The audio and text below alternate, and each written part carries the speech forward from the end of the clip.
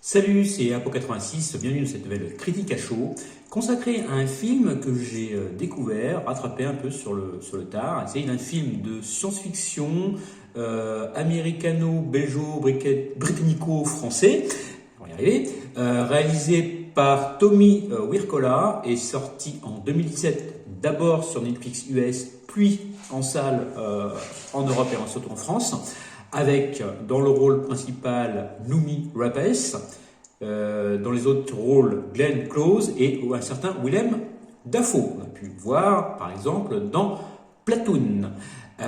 Donc il s'agit du film Seven Sisters. Alors Seven Sisters, ça raconte quoi?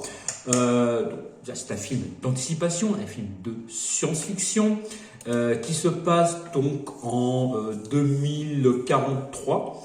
La Terre donc est surpeuplée.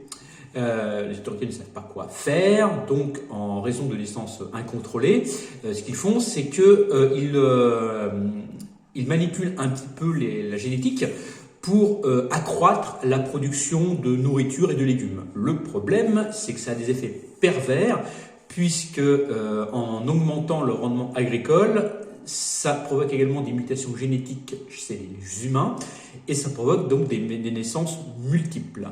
De par ce fait, le gouvernement impose très vite un quota. C'est un seul enfant par personne et les autres enfants sont cryogénétisés le temps que ça aille mieux.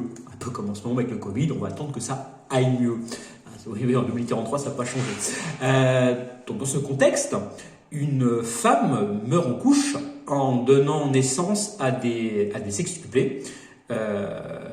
Leur grand-père donc ne veut pas qu'elle soit congelée et les élève donc en secret, en les baptisant chacune d'un jour de la semaine, lundi, mardi, mercredi, jeudi, vendredi, etc.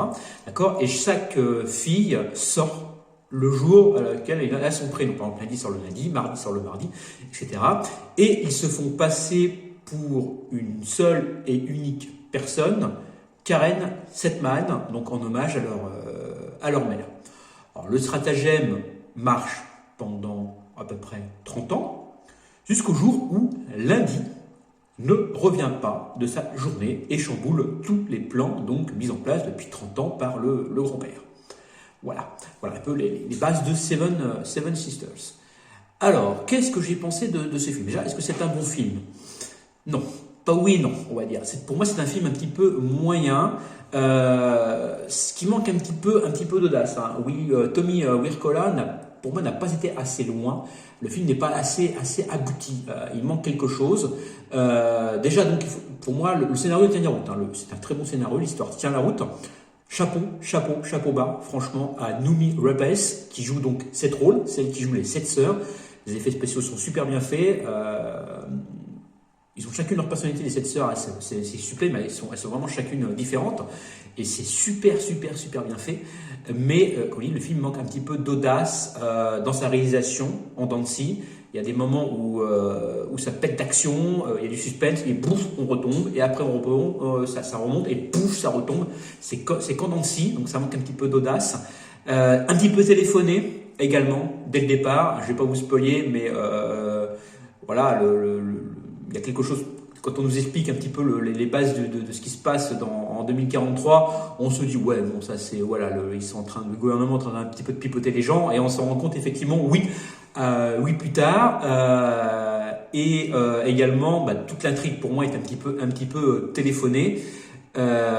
Également, bon point sur le film, la fin très énigmatique, la fin, elle vous laisse un petit peu réfléchir à cet avenir incertain qu'a la Terre à la fin du film, et on se pose des questions, pourquoi cette fin, et il faut réfléchir un peu, et après on comprend cette fin, tout s'éclaire, tout éclairci, et en fait la fin du film, en fait vous explique tout le restant du film, on comprend tout. On comprend pourquoi c'est arrivé, pourquoi tout est arrivé, voilà, sans vous spoiler.